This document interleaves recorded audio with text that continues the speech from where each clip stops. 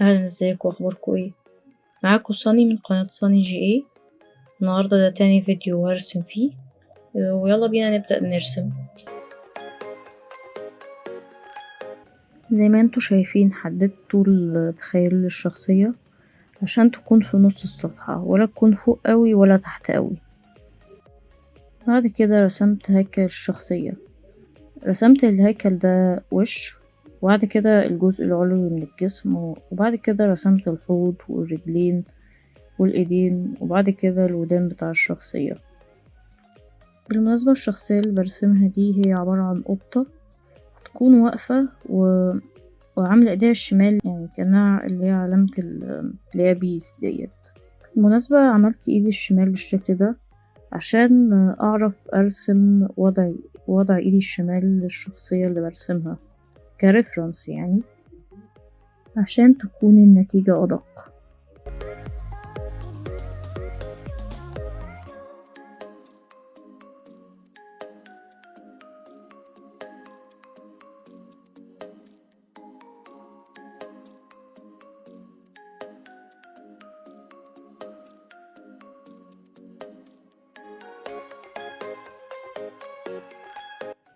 بعد رسم هيكل الشخصية بدأت أبين تفاصيل الوش.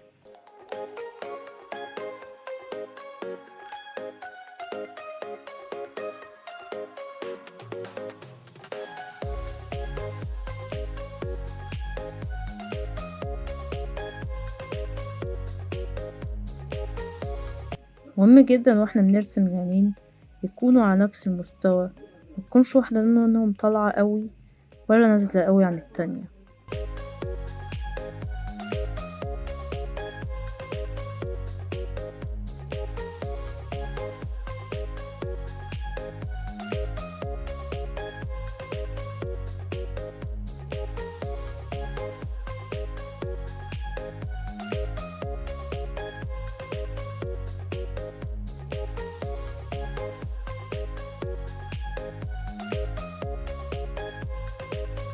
بعد كده بدأت أبين تفاصيل الودان.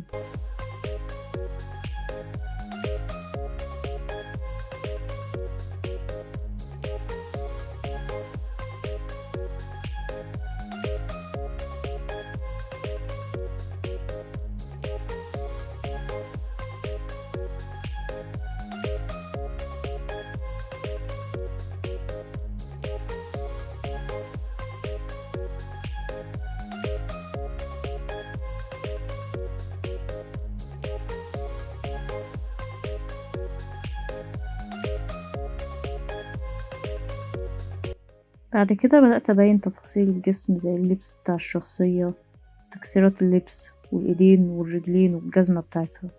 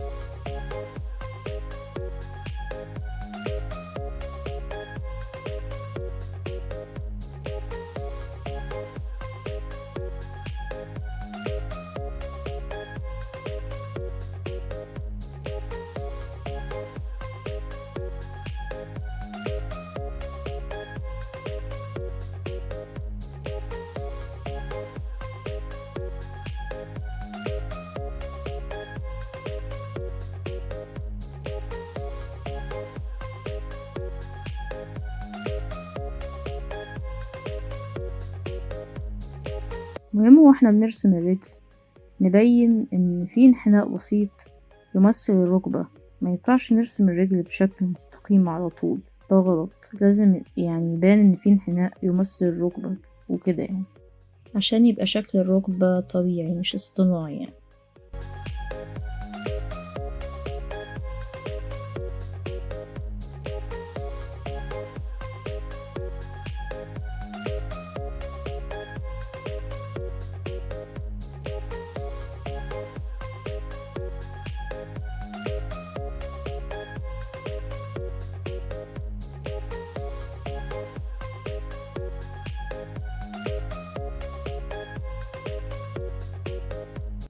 كده مبدئيا خلصنا الخطوط الأولية اللي هي تبع الرصاص يعني، اللي هي يعني لسه هنبني عليها بقى، يعني هنقعد نحبر، وبعد كده هنقعد نلون.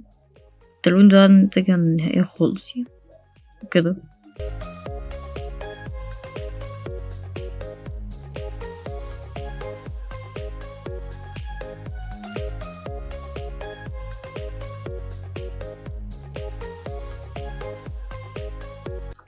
بس كده خلصنا مرحلة الرصاص.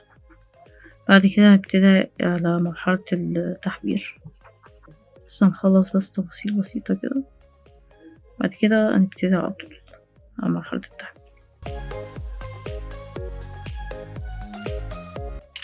زي ما اتفقنا قبل كده هنستخدم زي ما انتوا شايفين كده قلم يعني درجته 0.7 عشان الحاجات التقيلة زي الهدوم وكده والشعر، والباقي بقى مش محتاج يعمل درجة أقل من كده.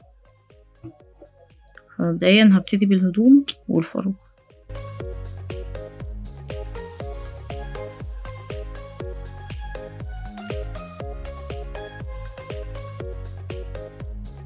خطوة التحبير تعتبر خطوة سهلة مقارنة بخطوة الرسم بالرصاص.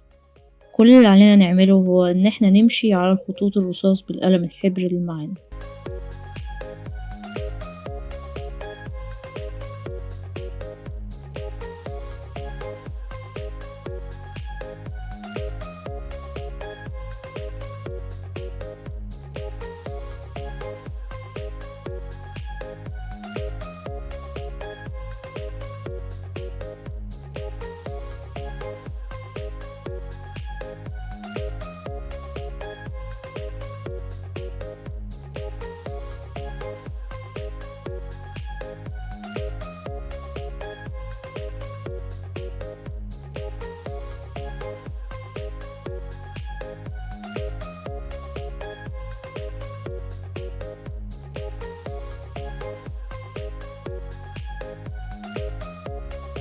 خلاص احنا كده خلصنا، بس انا كنت بحاول اعمل تفاصيل بسيطة في الشخصية اللي معايا دي كده عشان اطلعها شوية بشكل احسن، يعني بحيث الشعر والنفشة بتاعة الوش يعني.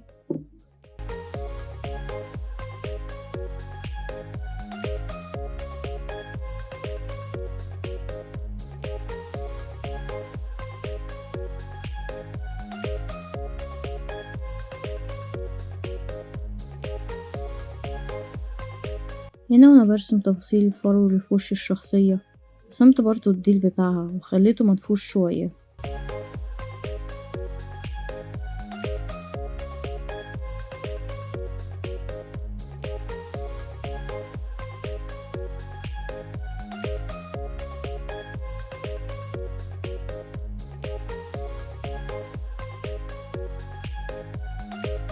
استخدم دلوقتي درجة أخف قلم التحبير، هو قلم دوت درجة 0.5 يعني بقية أجزاء الجسم.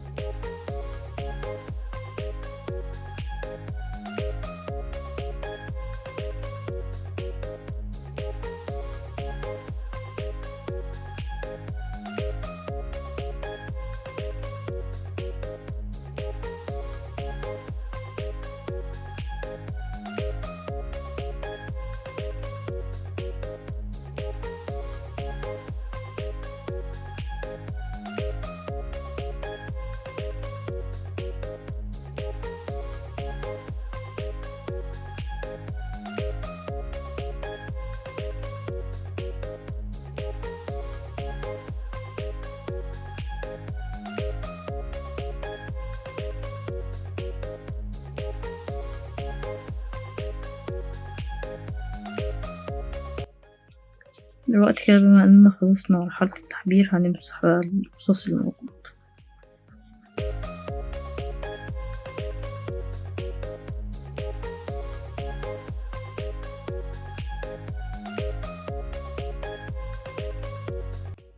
عادي جدا لما احنا نيجي بعد ما نمسح نعيد تاني يعني على الحبر عشان حاجة متبانش انها مسوحة اوي.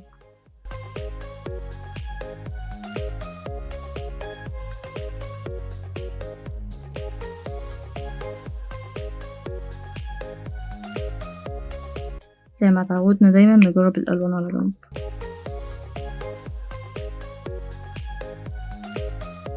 كان هستخدم اللون ده في تلوين الجسم بتاع القطة.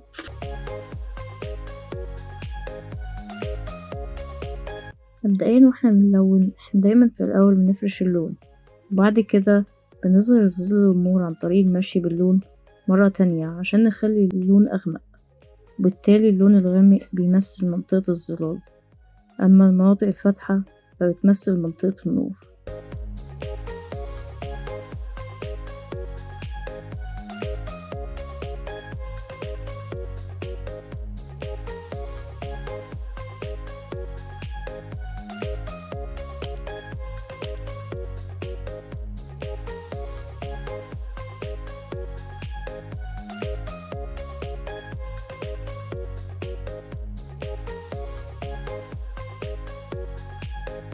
خلاص كده خلصنا تلوين الجسم. هنلون دلوقتي التيشيرت بتاع القطة.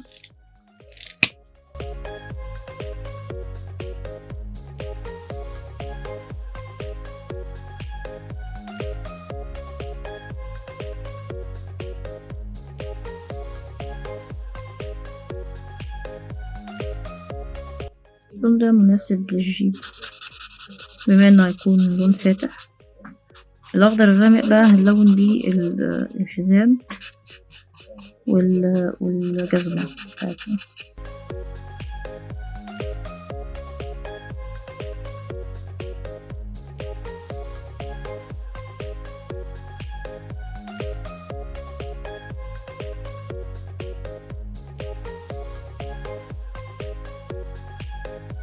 صحيح الجزمة كلها مش هتبقى لونها اخضر، يعني الفيونكات اللي عندها تكون لونها اصفر زي لون التيشيرت بتاع القطة.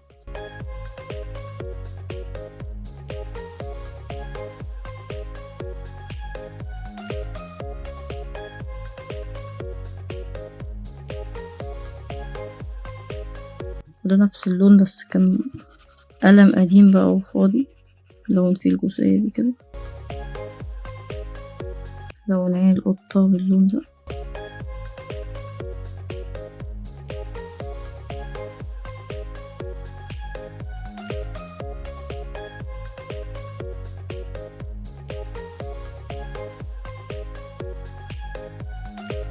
كده انا خلصت مرحلة فرش الالوان. دلوقتي هنبتدي في مرحلة الظلال.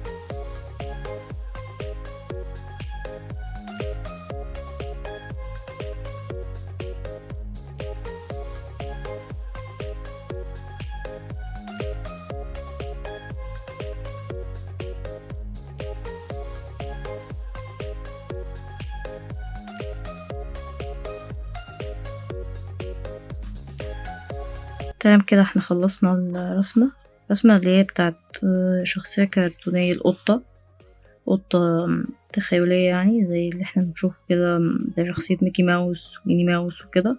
دي شخصية من خيالي حبيت أشاركها معاكم. أتمنى تكون الرسمة عجبتكم والفيديو عجبكم.